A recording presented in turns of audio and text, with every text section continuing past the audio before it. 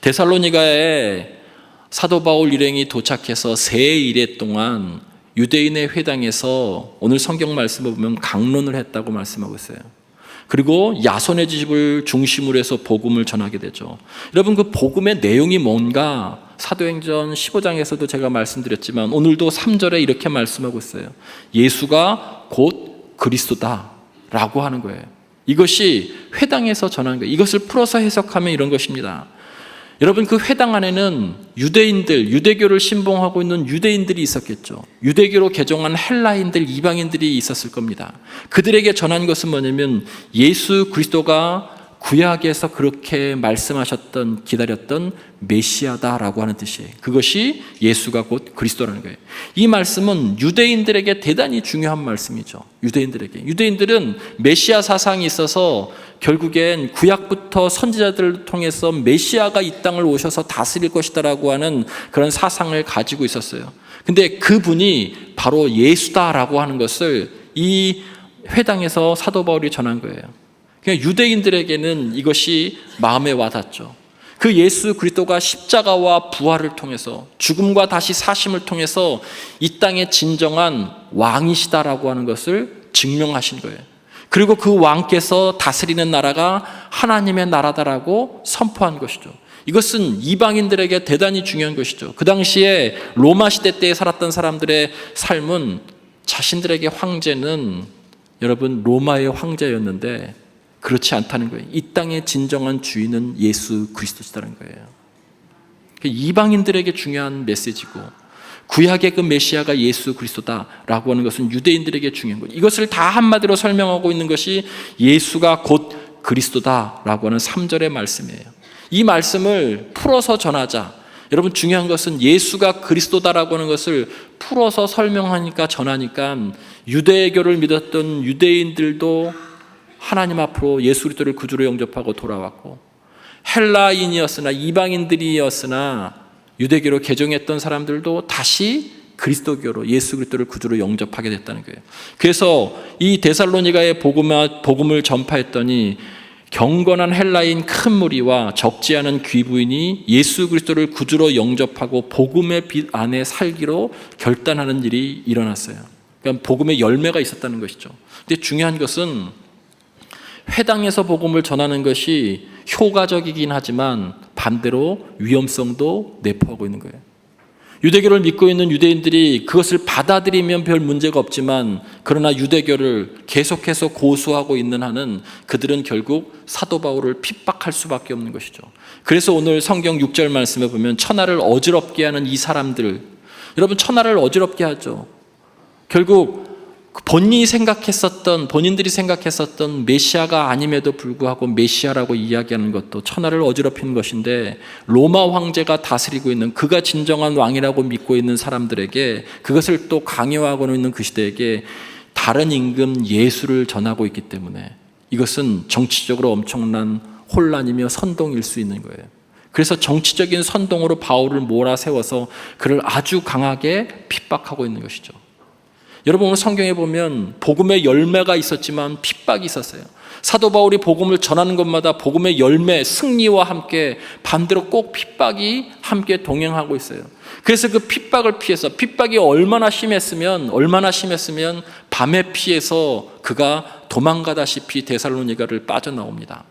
그리고 난 다음에 찾아간 것이 베레아라고 하는 곳이에요. 여러분, 이 베레아는 에그나티아 가도 그 대로에서 벗어난 곳이에요. 그는 대로를 향해서 큰 도시만을 찾아가서 복음을 효과적으로 전하려고 했는데 핍박 때문에 1차 전도 여행도 전혀 예상치 않았었던 루스드라와 더베로 가서 하나님을 경험했던 것처럼, 또 여기서도 본인이 계획했었던 에그나티아 가도를 벗어난 그런 작은 소도시인 베레아로 피신하게 됩니다. 여러분, 베레아는 데살로니가에서 서남쪽으로 떨어진 75km 정도 떨어진 작은 도시예요. 철학자 키케로가 정치적인 상황 가운데 자신이 대단히 위험에 처하자 피신했던 곳이에요. 그러나 그 도시는 외진 곳에 있지만 부유하고 문화적인 도시였어요. 자연환경이 아름다운 도시였죠. 그래서 피신하기에 딱 좋은 곳이었습니다. 핍박을 피해서 계획이 없던 베레아에서 사도 바울은 놀라운 경험을 하게 됩니다.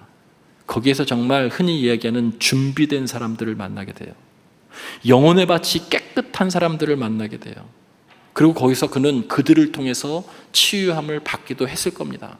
목사의 입장에서 저는 이 성경을 볼 때마다 그런 생각이 들어요. 여러분, 빌립보에서 이 데살로니가까지 무려 150km예요. 계속 걸어도 일주일은 넘게 걸릴 거리예요. 거기서 다시 75km를 온 것이 베레아예요. 근데 그가 빌립보에서 걸어 나올 때의 상태는 여러분 지난주에 말씀드렸던 것처럼 채찍질 당하는 태장, 릭토르라고 하는 채찍에 뼈가루, 동물의 뼈가루와 색가루를 기름에 발라가지고 그것으로 옷을 벗기고 내리치면 살점이 패어지는 그 태장을 맞고서 감옥에서 나와서 빌립보에서 데살로니가까지 150km를 걸어왔어요. 만신창이가 된 몸에 그래도 복음을 전하기 위해서 걸어서 데살로니가에서 복음을 전해서 복음의 열매가 있었는데 거기도 핍박이 너무 심해서 밤에 급히 피해 나왔어요. 정말 생각해보면 정말 육체가 너무 피로하고 만신창이가 됐어요. 복음을 전하는데 열매도 있었지만 승리도 있었지만 핍박이 있을 때마다 너무 힘들고 답답함이 있었을 거예요. 더더군다나 계획했던 대로 가지 않고 지금 그 핍박을 피하기 위해서 베레아라고 하는 그런 도시로 갔어요. 그래서 거기에서 유대인 회당에서 복음을 전했죠. 12절 말씀해 보니까 그럼에도 불구하고 그 중에 믿는 사람이 많고 헬라의 기부인과 남자가 적지 않게 복음을 받아들였어요. 복음을 전하자 그냥 복음을 그대로 받아들이는 거예요. 그 표현을 어떻게 하고 있냐면 11절 말씀에 오늘 제가 여러분과 나누고자 하는 말씀이 11절입니다. 베레아에 있는 사람들은 데살로니가에 있는 사람들보다 더 너그러워서 간절한 마음으로 말씀을 받고 이것이 그러한가 하여 날마다 성경을 상고함으로 이렇게 나와 있어요.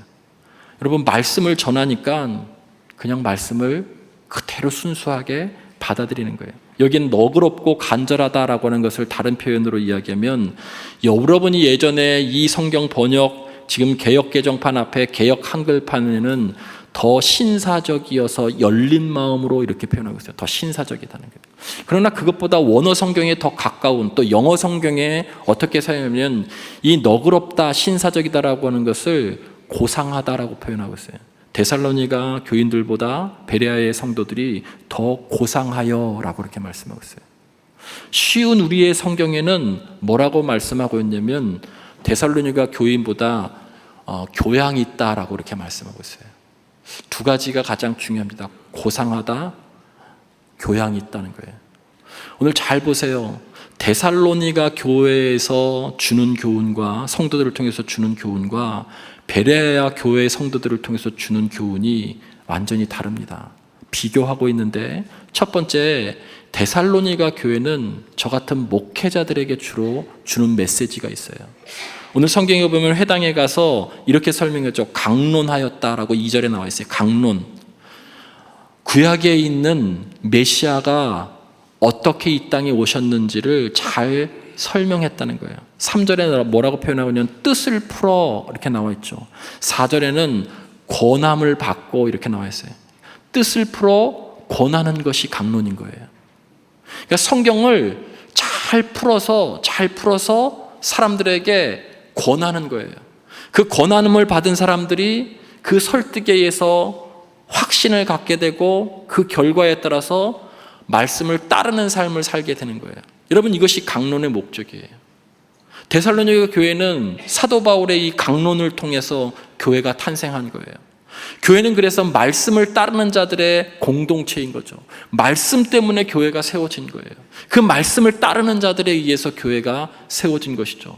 근데 여기에서 이 뜻을 풀어라고 3절의 말씀이 누가복음 24장 32절에도 이렇게 나와 있어요. 엠마오로 가는 제자들에게 예수님께서 그렇게 성경을 풀어주셨을 때 그들의 마음이 뜨거워졌다라고 할 때 여러분, 성경을 풀어주실 때의 이 말과 오늘 3절의 뜻을 풀어가 같은 말이에요. 지난주에도 말씀드렸죠. 누가복음 24장과 사도행전 16장에 동일하게 나오는 말씀이 뭐예요?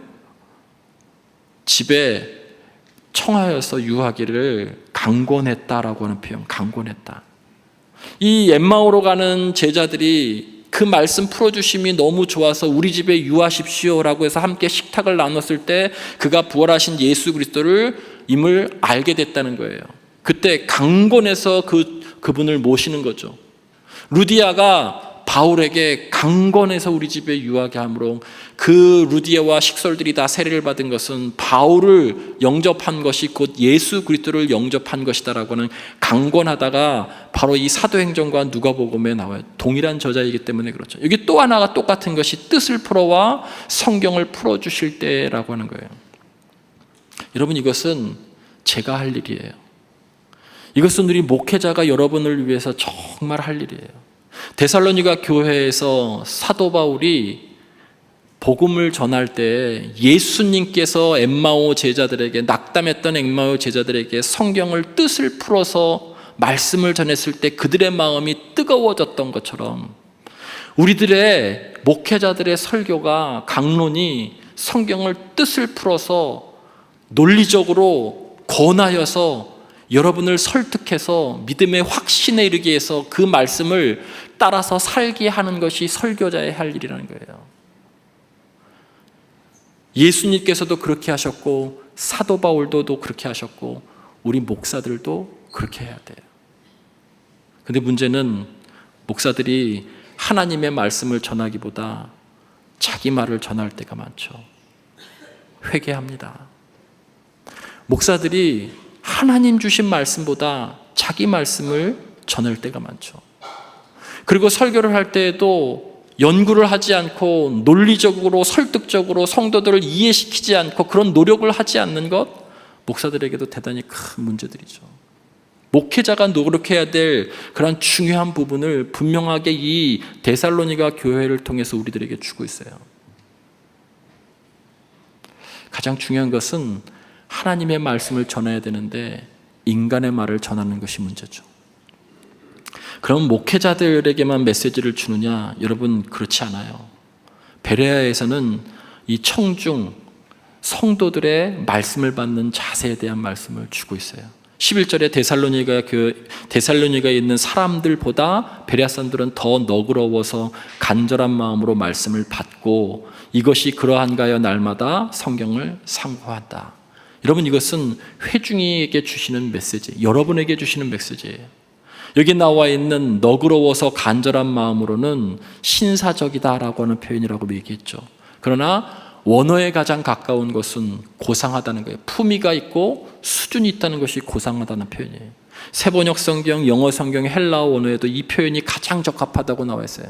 그런데 이 고상하다라고 하는 것이 성경 또 다른 곳에 아주 쉽게 설명된 것이 어디 있냐면, 여러분, 우리말 성경이라고 하는 것에는 이 부분을 교양 있는 이라고 이렇게 표현하고 있어요.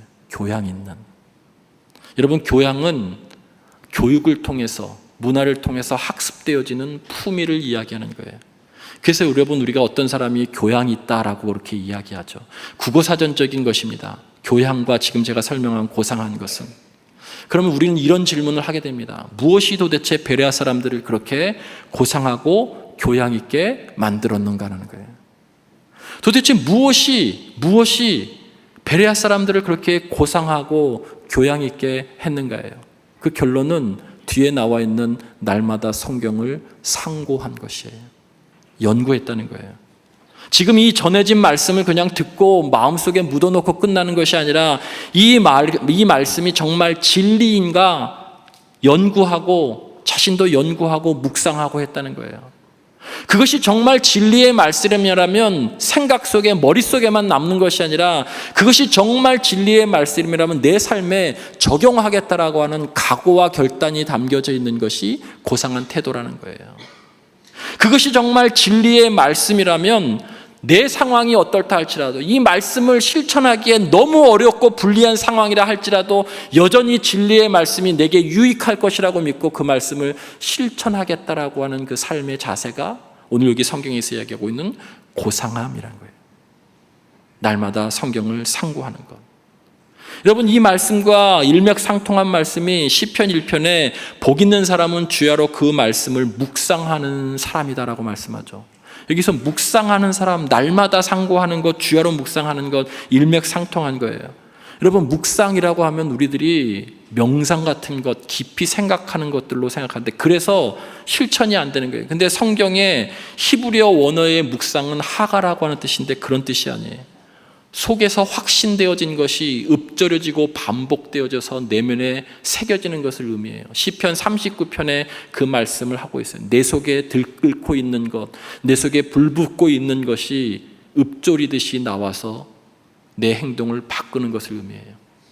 근데 실제로 묵상이라고 하는 이 하가의 뜻은 반복하다, 읊조리다, 생각하다라고 하는 뜻이 있지만 가장 깊은 뜻은 경영하다라고 하는 뜻이 묵상하다는 뜻이에요. 경영하다. 인생을 경영하다, 사업을 경영하다는 뜻이 묵상이라는 뜻이에요. 여러분 시편 2편 말씀에 이렇게 시작해요. 1절에 민족들이 어떻게 헛된 일을 꾸미는가. 여러분 옛날 개역 한글 성경에는 민족들이 어찌하여 열방들이 어찌하여 헛된 일을 경영하는가. 이때 경영도 하가 묵상이에요. 그러니까 묵상은 뭐냐면 경영하는 거예요. 내가 묵상했던 것이 내 삶을 이끌어 나가는 것, 그것이 경영하는 거예요.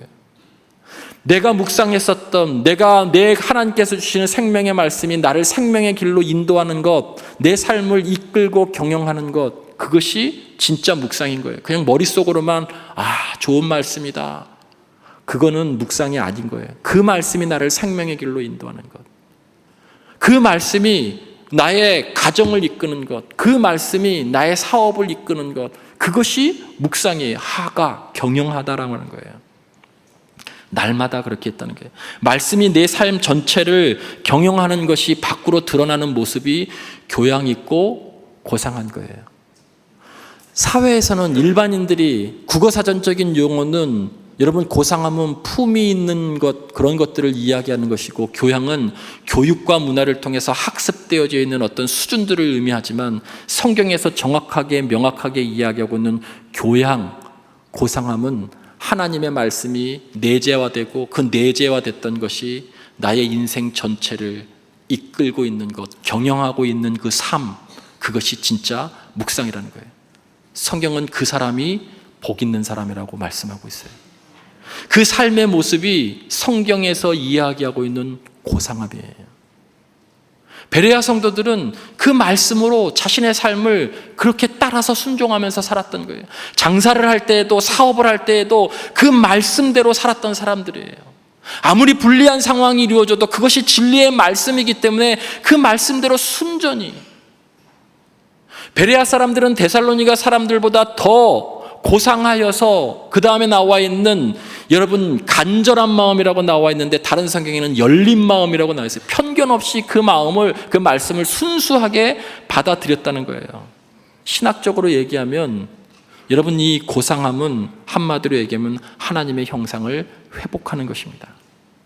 하나님의 형상, 하나님이 우리를 창조하실 때 우리 안에 주셨던 하나님의 생명의 호흡, 하나님의 열정, 하나님의 생명, 하나님의 관심, 하나님의 사랑, 하나님의 긍휼, 그것이 우리 삶을 이끄는 것을 이야기하는 거예요. 여러분 그렇다고 해서 데살로니가 교회가 여러분 이 본문 11절을 읽으면 데살로니가 성도들 얼마나 기분 나쁘겠어요. 데살로니가에 있는 사람들보다 베레아 사람들은 더 너그럽다. 데살로니가 교인들은 그렇지 않았다는 뜻이 아니에요. 비교해서 주는 교훈이 다를 뿐이에요.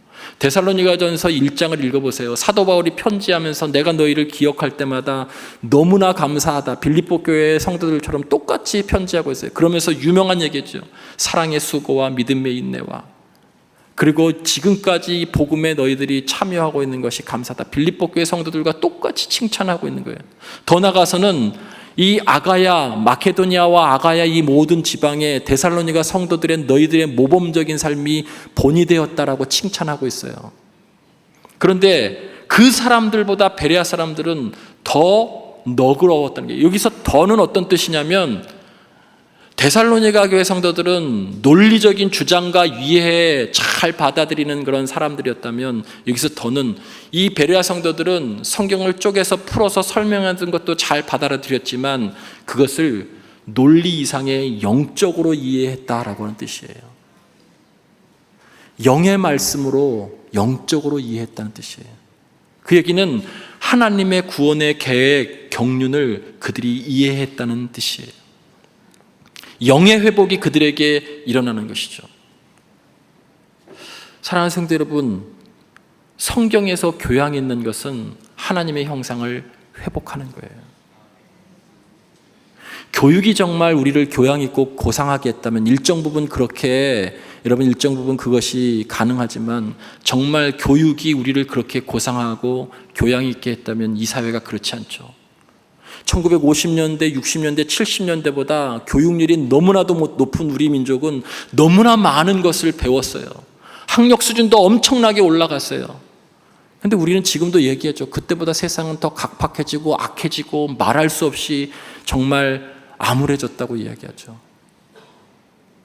교육 일정 정도는 우리를 품위 있게 하지만 근본적으로는 어려운 거예요. 오직 복음만이, 하나님의 말씀만이 우리를 교양 있게 하고 고상하게 하는 거예요.